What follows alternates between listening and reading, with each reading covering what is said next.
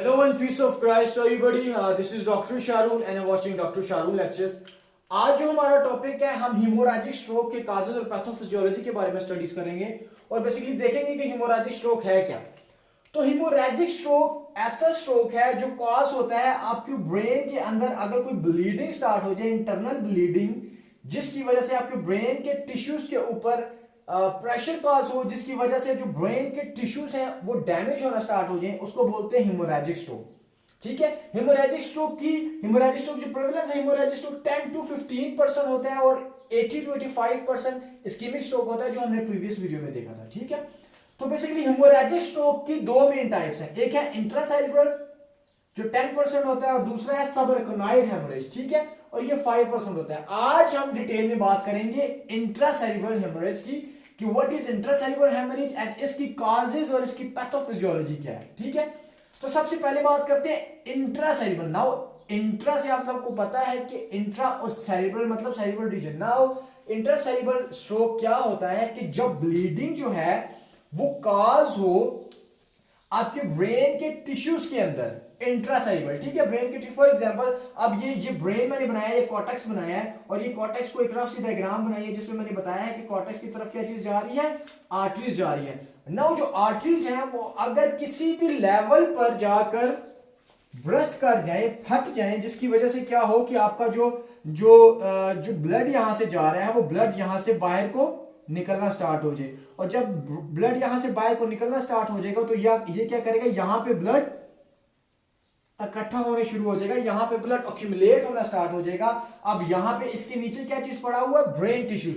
No brain tissues के ऊपर क्या चीज पड़ेगा, प्रेशर पड़ेगा, और जिसकी वजह से जो नीचे जो ब्रेन टिश्यूज हैं वो डैमेज हो जाएंगे और उसकी वजह से स्ट्रोक होगा। और जो ब्रेन टिश्यूज हैं वो जो भी वो पर्टिकुलर फंक्शन कर रहे हैं वो फंक्शन करना छोड़ देंगे। इस स्ट्रोक को बोलते हैं इंट्रासेरेब्रल स्ट्रोक। ठीक है, अब हम स्टडी करते हैं इसके कॉजेज की कि क्या ऐसे कॉजेज हैं जो ब्रेन के अंदर जो आर्टरीज हैं उसको ब्रस्ट करवा सकती हैं। ठीक है, तो अभी हम जो भी आगे आर्टरीज की बात करेंगे वो आपने ये ज़हन में रखना है कि वो हम ब्रेन के लेवल पे बात करें। ठीक है, तो अभी हम स्टडी करते हैं कॉजेज की। तो नंबर 1 कॉज जो है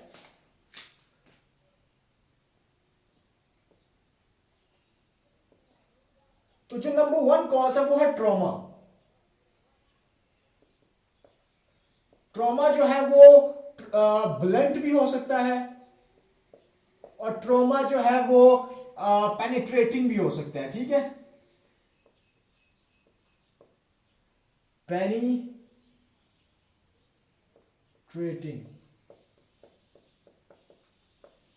इसका मतलब क्या है, ट्रॉमा का मतलब है कि आपकी ये किसी भी शख्स का वो जा रहा था, उसके सर पे किसी ने हिट कर दिया या वो उसका एक्सीडेंट हो गया जिसकी वजह से उसका सर जो है वो जोर से डैशबोर्ड की तरफ लगा या सर पे किसी ने मार दिया, तो ब्लंट ट्रॉमा होगा। बेसिकली जब आपके ऊपर से किसी ने एक्सटर्नल फोर्स लगाई है और वो एक्सटर्नल फोर्स ने ब्रेन के अंदर, आपके ब्रेन के अंदर किसी भी लेवल पे आपकी आर्टरी को ब्रस्ट की, आर्टरी ब्रस्ट हुई तो वो उसमें से ब्लड निकला, जब ब्लड निकलेगा तो ब्रेन टिश्यूज के ऊपर प्रेशर पड़ेगा, स्ट्रोक हो गया, ब्लंट ट्रॉमा। पेनिट्रेटिंग ट्रॉमा का मतलब है, पेनिट्रेटिंग किसी ने स्टैब किया, किसी ने चाकू मारा जो अंदर तक चला गया, आपकी खोपड़ी के और आपके स्कल के अंदर चला गया, जिसने जाकर, जिस चाकू ने या छुरी ने जाकर क्या किया, आर्टरी को डैमेज कर दिया, आर्टरी को यहां से ब्रस्ट कर दिया, जिसकी वजह से यहां से ब्लड निकला और हमारे पास स्ट्रोक कॉज हो गई, जिसको हम हीमोरेजिक स्ट्रोक कहते हैं और इंट्रासेरेब्रल स्ट्रोक कहते हैं। तो ये था ट्रॉमेटिक कॉजेज। अब हम बात करते हैं नॉन ट्रॉमेटिक कॉजेज की। अब हम बात करेंगे नॉन ट्रॉमेटिक कॉजेज। तो नॉन ट्रॉमेटिक कॉजेज में जो नंबर 1 पे है, जो मोस्ट कॉमन है नॉन ट्रॉमेटिक के अंदर, वो है हाइपरटेंशन।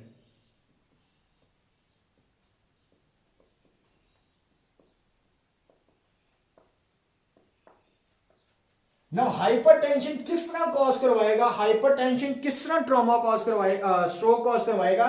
तो लेट्स जस्ट कंसीडर कि मैंने ये वाली आर्टरी यहां से उठाकर मैं यहां पर बना रहा हूं।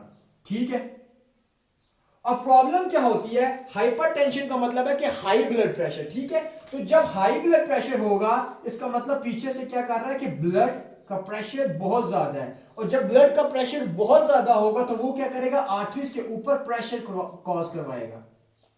प्रेशर डालेगा। ठीक है, ये ऐसा ही है जैसे आपने टैंक्स को जो वाटर टैंक्स होते हैं उनको देखा होगा। जो वाटर टैंक्स को खोलते हैं तो पाइप का इतना ज्यादा प्रेशर होता है कि लोग उसको 3-4 लोगों ने उसको पकड़ के हैंडल किया होता है। वैसे ही जब यहां से प्रेशर बहुत ज्यादा होगा ना, ये जो वेसल्स हैं ये सीमेंट की नहीं बनी हुई, ये वेसल्स मसल्स की बनी हुई है। तो जब बहुत ज्यादा प्रेशर आता है तो वो प्रेशर जब आर्टरीज के ऊपर लगेगा, तो अगर बहुत ज्यादा प्रेशर है तो किसी भी लेवल पे आर्टरी आपकी ब्रस्ट हो सकती है। और जब ब्रस्ट होगी तो अगेन यहां से क्या निकलेगा, ब्लड निकलेगा। और ब्लड क्या कॉज करवा देगा, इंट्रासेरिब्रल स्ट्रोक कॉज करवा देगा। तो एक तो रीजन है हाइपरटेंशन। नाउ हाइपरटेंशन कौन कौन से रीजन्स में मोस्ट कॉमन होता है, तो नंबर 1 इज बेसल गैंग्लिया। ठीक है, बेसल गैंग्लिया। ठीक है, यहां पर स्ट्रोक हाइपरटेंशन की वजह से स्ट्रोक हो सकता है। उसके बाद है पोन्स। ठीक है, उसके बाद है सेरिबैलम, सैरी। और जो लीस्ट कॉमन है, this is the most common, और जो लीस्ट कॉमन है वो है cortico bulbar area, lobar area, sorry, cortico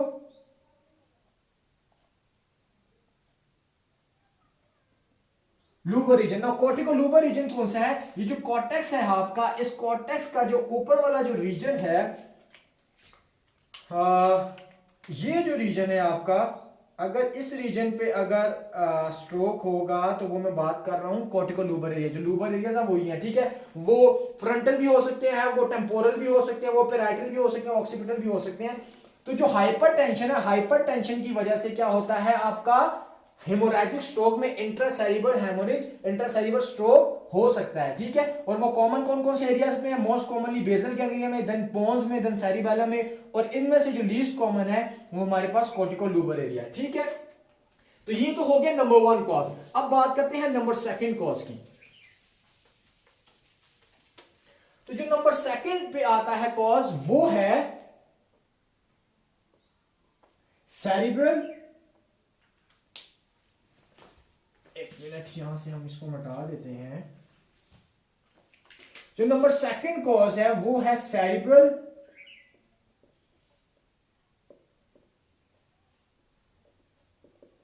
AMOLED angiopathy.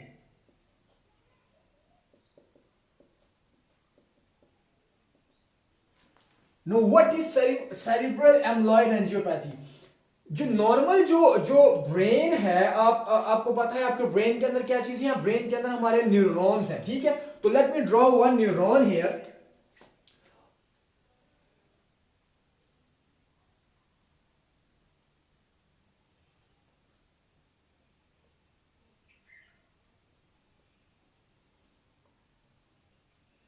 अब प्रॉब्लम क्या, ये न्यूरॉन्स हमारे हमारे ब्रेन के अंदर there are million trillions of neurons. ठीक है, अब उसमें से एक न्यूरॉन मैंने बनाया है, और इस न्यूरॉन के ऊपर एक प्रोटीन या एक प्रोटीन पड़ा होता है जिसको हम कहते हैं एमलॉयड प्रिकर्सर प्रोटीन। ठीक है, इस न्यूरॉन, ये हर एक नॉर्मल शख्स के अंदर है। ठीक है, एमलॉयड प्रिकर्सर प्रोटीन। अब क्या होता है, एमलॉयड प्रिकर्सर प्रोटीन के ऊपर एंजाइम्स आते हैं, और इस एंजाइम्स को आकर, एंजाइम जो आएंगे वो इसको कन्वर्ट कर देते हैं किस चीज में, बीटा एमलॉयड प्रोटीन्स में। किस में कन्वर्ट कर देते हैं, बीटा एमलॉयड प्रोटीन में। उन बीटा एमलॉयड प्रोटीन को मैं इस तरह बना देता हूं। ठीक है, ये क्या है, beta amyloid protein, beta amyloid protein. No, ये बीटा एमलॉयड प्रोटीन क्या करते हैं, एक नॉर्मल शख्स के अंदर ये बीटा एमलॉयड प्रोटीन, ये जो आपको नजर आ रहे हैं, ये क्या करते हैं कि ये कुछ दिनों के बाद खुद ब खुद डिसॉल्व होकर एलिमिनेट हो जाते हैं, खत्म हो जाते हैं। ठीक है, बट जो हमारे जो पॉपुलेशन है, जो ओवर 60 या 65 ईयर्स ऑफ एज है, कुछ उन पॉपुलेशंस के अंदर ये जो प्रोटीन्स है ये एलिमिनेट नहीं होते, डिसॉल्व नहीं होते, बल्कि ये क्या करते हैं कि ये आते हैं और आकर जो आर्टरी है, उस आर्टरी के ऊपर ये प्रोटीन्स आके एक्यूमुलेट होना स्टार्ट हो जाते हैं। उस प्रोटीन्स उस ब्लड वेसल के ऊपर आके स्टिक हो जाते हैं, उस ब्लड वेसल के ऊपर आके लग जाते हैं। ठीक है,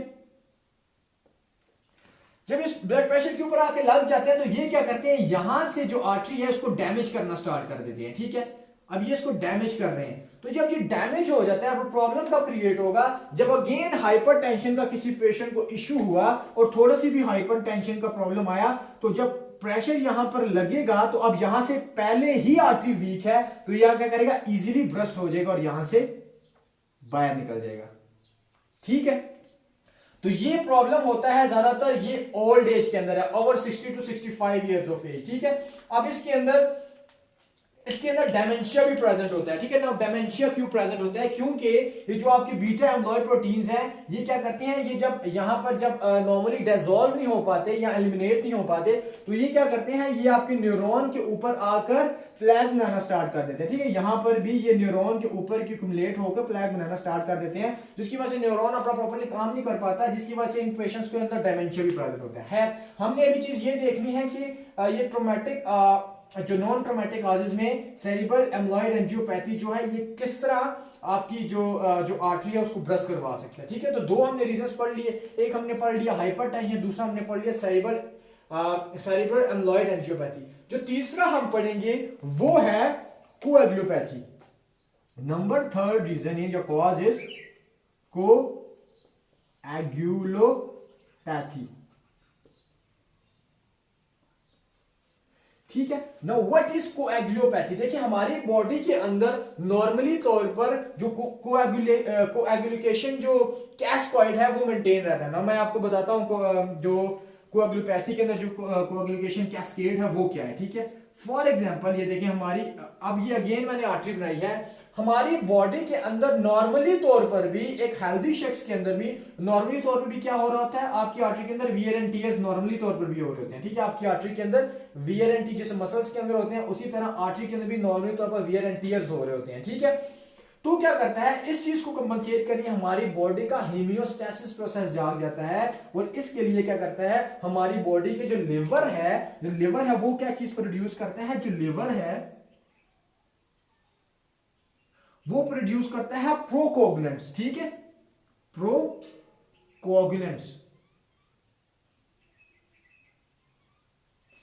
नाउ व्हाट आर प्रोकोगुलेंट्स। ठीक है, लिवर की जो एक होता है एंटीकोगुलेंट्स जो क्लॉट्स को या जो थ्रोम्बिन जो प्रोसेस है उसको खत्म करते हैं, एक होता है प्रोकोगुलेंट्स जो क्लॉट बनाते हैं। तो हमारा लिवर क्या करता है कि लिवर प्रोकोगुलेंट्स को बनाता है। ठीक है, तो जब वो प्रोकोगुलेंट्स को बनाता है इसका मतलब वो क्लॉट बनाने के लिए वो बना रहा है। ठीक है, तो नॉर्मली तौर पर जो वियर एंड टीयर्स हो रहे होते हैं, तो उस चीज को हम कंपनसेट किस तरह करते हैं, हम हेमोस्टेसिस को प्रोसेस किस तरह करते हैं कि हमारा लिवर प्रोकोगुलेंट्स बनाता है और बेचता है आर्टरी के अंदर। ना जब वो आर्टरी के अंदर आता है तो वो आर्टरी के अंदर आके यहां पर प्रोकोगुलेंट्स क्या करते हैं, क्लॉट बनाना स्टार्ट कर देते हैं। ठीक है, प्रोकोगुलेंट्स क्या करते हैं, क्लॉट बना देते हैं और हमारी आर्टरी दोबारा नॉर्मल हो जाती है और आप इसके अंदर कोई भी लीकेज नहीं है। ठीक है, ये नॉर्मल शख्स में हो रहा है।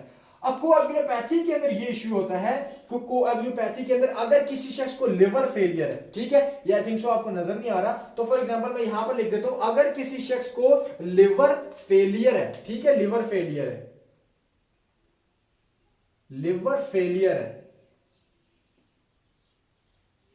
तो जब लिवर फेलियर होगा तो वो उस शख्स के अंदर क्या बनेगा, प्रोकोगुलेंट्स नहीं बनेंगे।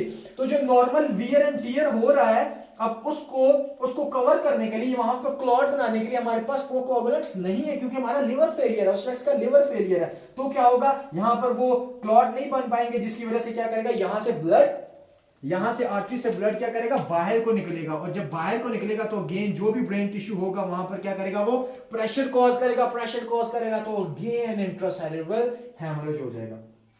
इसके साथ अगर किसी शख्स के अंदर ये प्रॉब्लम है, जिसके अंदर कोएगुलोपैथी का इश्यू है और क्लॉटिंग जो कैस्केड है वो डिक्रीज हुआ है, अगर वो पेशेंट अगर टीपीएस यूज कर रहा है या कोई भी एंटीकोगुलेंट थेरेपी पे है, या उस पेशेंट को प्रीवियसली इस्कीमिक स्ट्रोक हुआ था, और इस्कीमिक स्ट्रोक आपको पता है इस्कीमिक स्ट्रोक किस तरह होता है, जब आर्टरी के अंदर थ्रोम्बस की फॉर्मेशन हो जाती है। ठीक है, जब आर्टरी के अंदर थ्रोम्बस की फॉर्मेशन हो जाती है तो वो शख्स क्या कहता है, एंटीकोगुलेंट थेरेपी पे होता है, वो एंटीकोगुलेंट मेडिसिन खा रहा होता है जो आके इस क्लॉट को खत्म कर रही होती है। ठीक है, अगर ये शख्स जिसके अंदर लिवर फेलियर भी है, साथ में वो एंटीकोगुलेंट्स भी खा रहा है, टीपीए भी यूज कर रहा है, तो ये क्या करेगा, अगेन ये एंटीकोगुलेंट है, और ये क्या करेगा, कोगुलेंट को क्लॉट बनने में क्लॉट बनने नहीं देगा। तो पहले ही लीवर फेलियर जिसकी वजह से प्रोकोगुलेंट्स भी नहीं बन रहे थे यहाँ पर, और अब वो टीपीए भी यूज कर रहा है, टीपीए भी क्या करेगा, क्लॉट नहीं बनने देगा। तो अगेन ये क्या करेगा, यहां से वो चीज या ब्लड निकलेगा और क्या काज करवाएगा, स्ट्रोक काज करवाएगा। तो हमने 3 कॉजेज पढ़ ली, hypertension, cerebral amyloid angiopathy and coagulopathy. जो 4th हम कॉज पढ़ेंगे उस कॉज का नाम है हेमोरैजिक ट्रांसफॉर्मेशन। ठीक है, हेमोरैजिक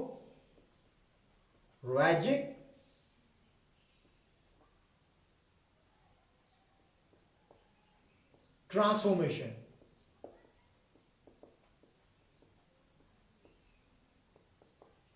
now what is haemorrhagic transformation. देखिए, ऐसा स्ट्रोक जो इस्कीमिक स्ट्रोक से डेवलप होकर अब हेमोरैजिक में आ गया है, कैसे, let me tell you why. अब फॉर एग्जांपल कोई ऐसा शख्स था जिसको प्रीवियसली या 2 साल पहले 3 साल पहले उस शख्स को इस्कीमिक स्ट्रोक हुआ था, और इस्कीमिक स्ट्रोक होने की वजह से ये मैं यहां पर अच्छा ये मैं जो भी बना रहा हूं ये ब्रेन के अंदर की बना रहा हूं। ठीक है, जस्ट कंसीडर करें कि उसको इस लेवल पे इस्कीमिक स्ट्रोक था।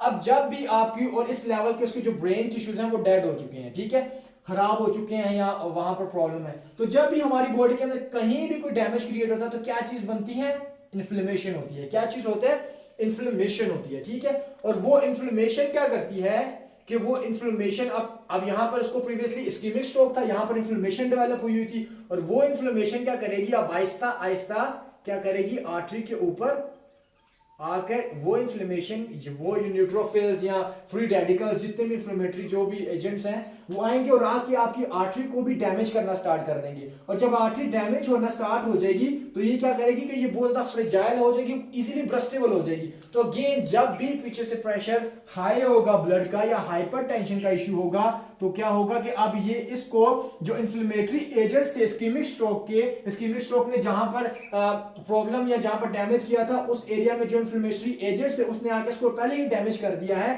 तो अब जब ब्लड प्रेशर ज्यादा होगा तो जब यहाँ पर ब्लड प्रेशर जब यहाँ पर लगेगा तो यहाँ से ये इजीली ब्रस्टेबल है, इजीली यहाँ से ब्रस्ट हो जाएगा और यहाँ से क्या चीज निकलेगा, ब्लड निकलेगा, जो अगेन क्या कॉज करवाएगा, इंट्रा सेरेब्रल हेमोरेज कॉज करवाएगा। तो हमने ये कॉज भी पढ़ लिया, हेमोरैजिक ट्रांसफॉर्मेशन। अब हम कॉज पढ़ते हैं, नेक्स्ट कॉज इज मैलिग्नेंसीज। ठीक है, मैलिग्नेंसी मींस कैंसर। कैंसर किस कौन कौन से कैंसर हो सकते हैं, कैंसर थायराइड का हो सकता है, पैपिलरी थायराइड कैंसर। ठीक है, तो हम यहां पर लिख देते हैं थायराइड कैंसर हो सकता है। ठीक है, थायराइड कैंसर के बाद लंग्स कैंसर हो सकता है। ठीक है, स्मॉल लंग्स कैंसर जिसको बोलते हैं। ठीक है, उसके बाद रीनल कार्सिनोमा हो सकता है, किडनी का कोई कैंसर हो सकता है। ठीक है, कार्सिनोमा।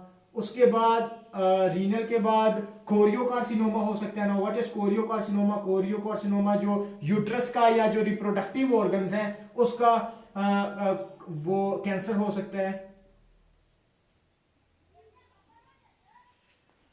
तो थायराइड का, लंग्स का, रीनल कार्सिनोमा का, ठीक है, और कोरियोकार्सिनोमा या बेसिकली कोई भी कैंसर है और वो किसी भी शख्स की बॉडी के अंदर बन गया है। अब प्रॉब्लम क्या होगा कि ये जो कैंसर्स हैं ये अगर आपकी बॉडी के अंदर जो जो जो जो जो ब्लड सर्कुलेशन है, अगर ये कैंसरियस सेल उस ब्लड सर्कुलेशन के अंदर इंटर हो जाएंगे, फॉर एग्जांपल मैं यहां पर बना रहा हूं, ये अगेन मैंने आर्टरी बनाई है जो किधर जा रही है, जो ब्रेन की तरफ जा रही है। ठीक है, तो अगर ये इसके यहां पर किसी भी लेवल पर अगर कैंसर डेवलप होता है तो वो कैंसर क्या करेगा, अच्छा यहां पर एक और कैंसर भी हो सकता है, इसको हम बोलते हैं मेलिनोमा। ठीक है, मेलिनोमा स्किन का कैंसर है, मेलिनोमा।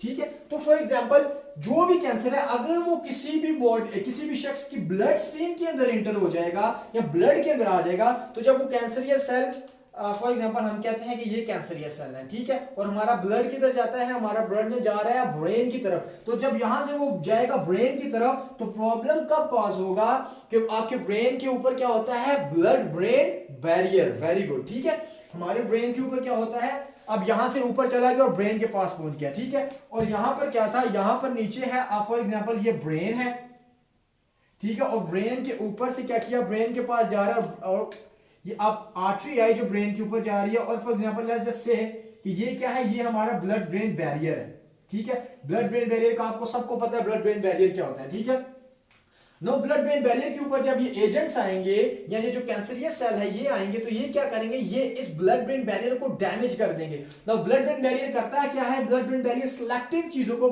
ब्रेन के अंदर जाने देता है और सिलेक्टिव चीजों को ब्रेन के बाहर आने देता है। ठीक है, मतलब यहां से उसकी जो अंदर जाने की और बाहर आने के कंट्रोल प्रोसेस में ब्लड ब्रेन बैरियर जो है वो काम करवाता है। अब ये जो कैंसरियस सेल है ये आएंगे और आके इस ब्लड ब्रेन बैरियर को डैमेज करना स्टार्ट कर देंगे और जब ब्लड ब्रेन बैरियर डैमेज हो जाएगा तो क्या होगा, अब ब्लड क्या करेगा, यहां से ब्लड क्या करेगा, ब्रेन के अंदर एंटर होना स्टार्ट कर देगा और जब ब्लड ब्रेन के अंदर एंटर होगा तो अगेन वहां पर एक्यूमुलेशन स्टार्ट होगी, वहां पर जो टिश्यूज हैं उन पर प्रेशर पड़ेगा और जब टिश्यूज के ऊपर प्रेशर पड़ेगा तो क्या कॉज होगा, हेमोरेजिक स्ट्रोक कॉज होगा।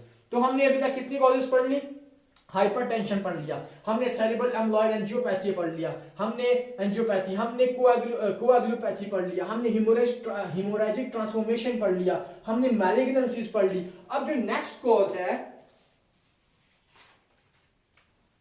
उस नेक्स्ट कॉज के लिए अगेन मुझे यहां पर इसको मिटाना पड़ेगा और जो नेक्स्ट कॉज है उसको हम स्टडी करेंगे। जो नेक्स्ट कॉज है वो है आर्टेरियोवेनस मालफॉर्मेशन। क्या है, arteriovenous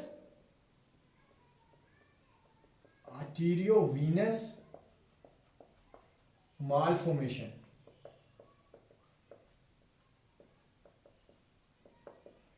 now what is arteriovenous malformation, जिसको हम एवीएम भी बोलते हैं। ठीक है, आर्टेरियोवेनस मालफॉर्मेशन आप सबको पता है, जो आपका जो वीनस सिस्टम है वो वीनस सिस्टम क्या करता है, वो जाके किसके साथ अटैच होता है, आर्टरियल सिस्टम के साथ, जो आर्टरीज के साथ अटैच होता है। ठीक है, अब क्या करता है, वो अटैच होता है थ्रू व्हाट, थ्रू कैपिलरीज। ठीक है, लेट्स जस्ट से कि ये मैं कैपिलरी नेटवर्क बना रहा हूं।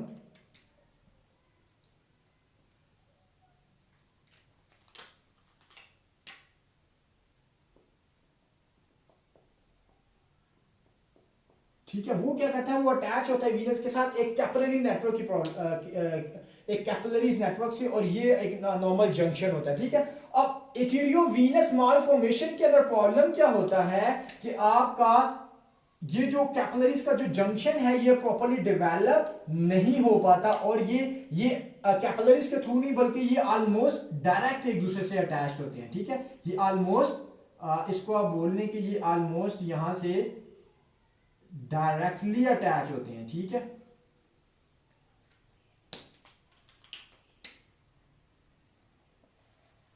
इनके अंदर कैपिलरीज नेटवर्क नहीं बना होता और डायरेक्टली अटैच होता है। अब प्रॉब्लम क्या होता है, ये जो एरिया होता है ये बहुत ज्यादा वीक होता है और ये बहुत ज्यादा जब वीक होता है तो प्रॉब्लम कब क्रिएट होगा कि जब ब्लड प्रेशर यहां से ज्यादा होगा, ब्लड प्रेशर यहां से अगर ज्यादा हुआ तो ये क्या करेगा, ये एरिया अब इसके अंदर ये कैपिलरीज नेटवर्क नहीं बना हुआ तो ये एरिया पहले ही बहुत ज्यादा वीक है। ठीक है, तो अगेन जब यहां पर प्रेशर बहुत ज्यादा पड़ेगा तो यहां से ये एरिया डैमेज हो जाएगा। जब एरिया डैमेज होगा तो यहां से क्या करेगा, ब्लड बाहर को निकलेगा और अगर ब्लड ब्रेन के लेवल पर बाहर निकलेगा तो अगेन क्या चीज कॉज हो जाएगी, हमारे पास इंट्रा सेरेब्रल हेमरेज कॉज हो जाएगा। ठीक है, तो ये पांच हमने रीजंस पढ़ लिए थे, ये हमारे पास आ गया छठा कॉज।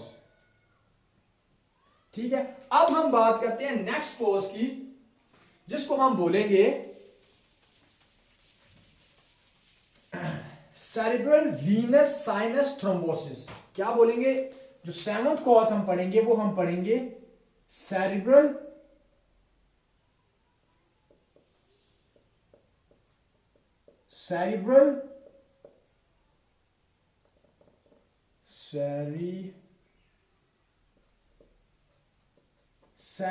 Venus sinus thrombosis.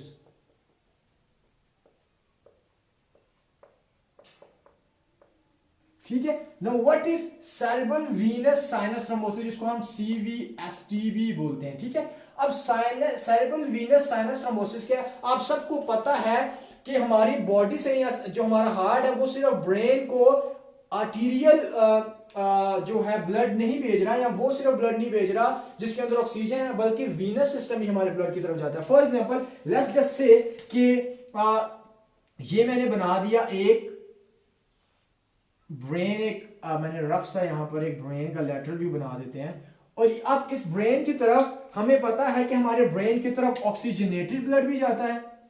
ठीक है, और हमारे ब्रेन की तरफ ऑक्सीजनेटेड ब्लड के बाद वो कैपिलरीज में चेंज होता है, कैपिलरीज में चेंज होता है, और कैपिलरीज में चेंज होने के बाद वो किस चीज में आ जाता है, वो किस में कन्वर्ट हो जाता है, वीनस सिस्टम में। ठीक है, अब इसके अंदर problem cerebral venous sinus thrombosis के अंदर प्रॉब्लम क्या होता है, जो हमारा जो वीनस साइनसिस है, जो हमारा जो वीनस सिस्टम है ब्रेन के ऊपर, उसके अंदर क्लॉट्स बनना स्टार्ट हो जाते हैं। ठीक है, उसके अंदर क्लॉट्स बनना स्टार्ट हो जाते हैं। तो प्रॉब्लम क्या है, इस क्लॉट का वजह से प्रॉब्लम क्या होगा कि जब यहां से ब्लड ऊपर को जाएगा तो अब यहां से ब्लड बाहर नहीं निकल पाएगा। तो जब यहां से ब्लड आगे नहीं जा पाएगा तो वो क्या करेगा, वो इसके वाल्स के ऊपर प्रेशर क्रिएट करना स्टार्ट कर देगा। और जब इसके वाल्स के ऊपर प्रेशर क्रिएट करना स्टार्ट कर देगा तो किसी लेवल पे अगर ब्लड प्रेशर हाई होगा तो किसी लेवल पे यहां से आपकी आर्टरी या जो वीनस है वो क्या करेगा, ब्रस्ट हो जाएगा, जिसकी वजह से क्या करेगा, यहां से ब्लड एक्यूमुलेट होना स्टार्ट हो जाएगा ब्रेन के अंदर, जिसकी वजह से क्या होगा, अगेन इंट्रासेरेब्रल हैमरेज हो जाएगा। ठीक है, या स्ट्रोक हो जाएगा।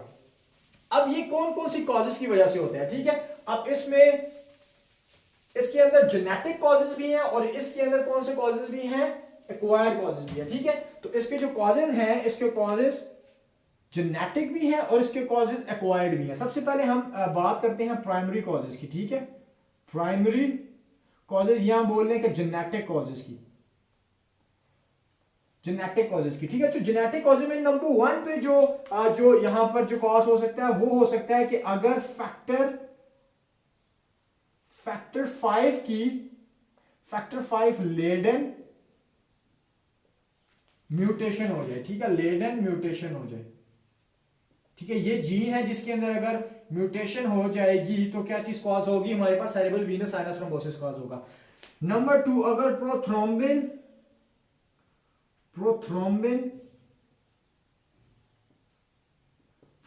म्यूटेशन हो गई तो फिर भी क्या करेगा, ये चीज कॉज करेगा। ठीक है, ये दोनों कॉमन है, ये दोनों ज्यादा कॉमन है। ठीक है, उसके बाद जो रेयर कॉमन है उसमें आता है anti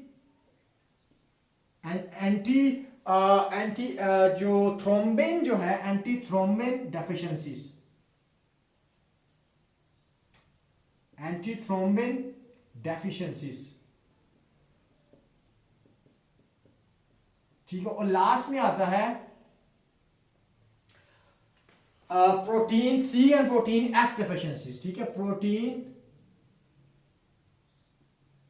C and S deficiencies. ठीक है, ना प्रॉब्लम क्या होता है, ये फैक्टर्स हैं, ये जीन्स हैं जिनके अंदर म्यूटेशन कॉज होती है, जिसमें से ये दोनों जो हैं ये दोनों ज्यादा कॉमन हैं और जो ये दो लास्ट में है ये लीस्ट कॉमन है। ठीक है, अब प्रॉब्लम क्या होता है कि जो आपका फैक्टर 5 जो लेडन है, ये जो जीन है, ये बेसिकली क्या चीज प्रोड्यूस करता है, ये क्लॉट्स को प्रोड्यूस करता है। ठीक है, प्रोथ्रोम्बिन भी और ये भी, ये बेसिकली क्या प्रोड्यूस करता है, क्लॉट्स प्रोड्यूस करते हैं। और जब जिस तरह मैंने आपको बताया था कि नॉर्मली वे में भी नॉर्मल शख्स के अंदर भी वियर एंड टीयर्स हो रहे होते हैं, तो उस चीज को प्रोड्यूस करने के लिए लिवर के अंदर ये और ये क्या करते हैं कि क्लॉट्स डेवलप करते हैं। अब प्रॉब्लम किधर क्रिएट होता है कि जब ये क्लॉट बना रहे होते हैं तो जब हमारी बॉडी को पता चल जाता है कि ठीक है, अब वो जो एरिया था या वो जो आर्टरी थी, अब उस आर्टरी के ऊपर जो वियर एंड टीयर्स हुए थे वो डेवलप हो चुके हैं, वो बन चुके हैं, तो जो प्रोटीन सी है वो जाता है और इन दोनों को कहता है कि बस भाई अब क्लॉट्स बन चुके हैं, अब आप बनना बंद कर दें, अपने क्लॉट्स को बनाना बंद कर दें। बट इसमें प्रॉब्लम क्या होता है, एक तो प्रोटीन सी की डेफिशिएंसी है, दूसरा इनके अंदर भी म्यूटेशन आ चुकी है जिसकी वजह से क्लॉट्स बहुत ज्यादा बनते हैं, और जब क्लॉट्स बहुत ज्यादा बनते हैं तो वो काज क्या करवा सकते हैं, cerebral venous sinus thrombosis CVS की। तो ये तो कॉजेस है प्राइमरी जेनेटिक कॉजेस। अब हम बात करते हैं एक्वायर्ड कॉजेस की या सेकेंडरी कॉजेस की। ठीक है, हम बात करते हैं सेकेंडरी कॉजेस की या एक्वायर्ड। ठीक है, तो सेकेंडरी एक्वायर्ड कॉजेस में नंबर 1 जो कॉज आ जाता है उसको हम कहेंगे कि अगर कोई शख्स जो है वो बहुत ज्यादा बेड रेस्ट करता है। ठीक है, बहुत ज्यादा बेड रेस्ट है, ठीक है, बेड रेस्ट करता है, या कोई शख्स जो है वो बहुत ज्यादा इमोबाइल है, चलता फिरता बहुत कम है। ठीक है, इमोबाइलाइजेशन। ठीक है, या उस शख्स के अंदर क्या है, उस शख्स के अंदर कार्डिक मसला है, कोई कार्डिक फेलियर है,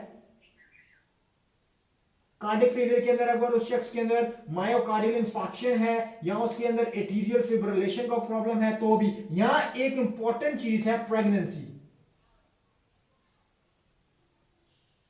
तो दीज आर ये जो फैक्टर्स हैं, these are the factors which can be acquired by a person. ठीक है, वो पर्सन वो अगर चलता फिरता नहीं है, हर वक्त लेटा रहता है तो भी इश्यूज है। अगर वो पर्सन के अंदर कार्डियक इश्यूज डेवलप हो गए हैं उसके ना चलने की वजह से, इमोबिलाइजेशन की वजह से, तो भी हमारे पास ये प्रॉब्लम काज हो सकता है। ठीक है, अगर एक लड़की प्रेग्नेंट है तो जो भी प्रेग्नेंट लेडीज होती हैं उनको ये चीज बहुत ज्यादा देखनी चाहिए कि उनके अंदर जो इस चीज का बनने के जो चांसेस होते हैं बहुत ज्यादा हाई होते हैं। ठीक है, तो ये कॉजेस थे सेरेब्रल वीनस जो साइनस थ्रोम्बोसिस है। अब हम लास्ट में एक और कॉज को डिस्कस करते हैं, जो कॉज है माइकोटिक एन्यूरिज्म्स। ये नंबर 8 आ जाएगा, ये है माइकोटिक एन्यूरिज्म्स।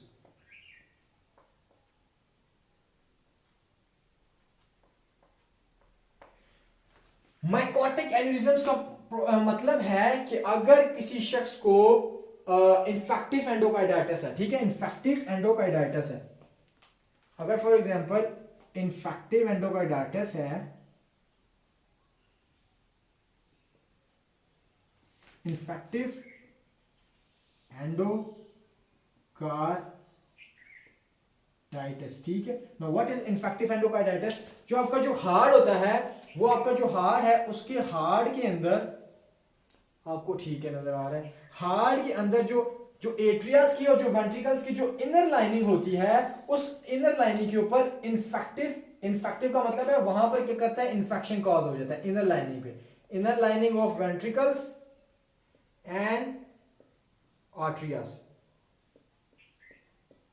यहां पर क्या कॉज हो जाता है, इन्फेक्शन कॉज होता है, इस वजह से हम इस प्रॉब्लम को कहते हैं इन्फेक्टिव एंडोकार्डाइटिस। ठीक है, अब प्रॉब्लम क्या होता है कि हम सबको पता है कि यहां से क्या चीज निकलती है, यहां से क्या चीज निकलती है, यहां से अयोटा निकलता है, अयोटा फिर ब्लड हमारा ब्रेन की तरफ, पूरी बॉडी की तरफ लेके जाता है। अब प्रॉब्लम कहां पे कॉज होता है कि अगर यहां से ये जो इन्फेक्टिव एजेंट है या ये इन्फेक्टिव पार्टिकल है, ये यहां से अगर निकला और यहां से ट्रेवल कर गया अयोटा में, ठीक है, अब अयोटा में ट्रेवल करके ये आ गया है किसके पास, ये आ गया है ब्रेन के अंदर एक आर्टरी है, और उस आर्टरी के अंदर अगर एक एन्यूरिज्म है,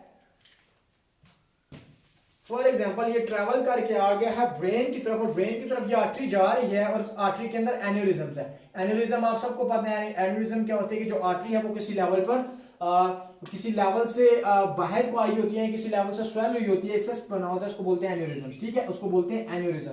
ठीक है, अब क्या होता है कि यहाँ पर ये आर्टरी क्या की है, यहाँ से आर्टरी स्वेल अप, जब आप गुब्बारे को फुलाते हैं तो गुब्बारा जब जब आपने उसको फुलाया नहीं होता तो उसको आप देखेंगे तो वो हार्ड होता है, जैसे जैसे वो फूलता जाता है उसकी स्किन पतली होती जाती है। इसी तरह जब आर्टरी आपकी यहाँ से स्वेल हुई है, यहाँ से एक सिस्ट बना हुआ है, तो यहाँ से आर्टरी क्या है, यहाँ से आर्टरी हमारी पतली हुई है। अब प्रॉब्लम क्या है कि ये क्या करता है, ये इन्फेक्शन यहाँ से निकल कर क्या करता है, ट्रेवल कर रहा होता है ऊपर को, ठीक है, और यहाँ से आके यहाँ पर अक्यूमुलेट होना स्टार्ट हो जाता है। ठीक है, और जब ये अक्यूमुलेट होता है तो पहले ही यहाँ से वीक था, अब मजीद ये क्या करता है, इन्फेक्शन यहाँ पर कॉज करके इसको क्या करता है, इसको मजीद वीक कर देता है। और जब भी हाई ब्लड प्रेशर का इशू होगा या हाइपरटेंशन का इशू होगा, तो अगर ब्लड प्रेशर ज्यादा हुआ और यहाँ पर माइनस अभी ब्लड प्रेशर लगा तो यहाँ से इजीली ब्रस्टेबल है, और अगर ये आर्टरी ब्रेन के अंदर है तो अगेन यहाँ से क्या चीज निकलेगी, यहाँ से निकलेगा बहुत ज्यादा ब्लड, जो क्या कॉज करवाएगा, ब्रेन के टिश्यूज के ऊपर क्या कॉज करवाएगा, प्रेशर कॉज करवाएगा, जिसकी वजह से क्या हो जाएगा, हेमोरेजिक स्ट्रोक कॉज होगा। तो ये जो थे हमारे ये कॉजेस थे इंट्रासेरेब्रल हेमोरेजिक स्ट्रोक के, कि ये कॉजेस की वजह से इंट्रासेरेब्रल हेमोरेजिक स्ट्रोक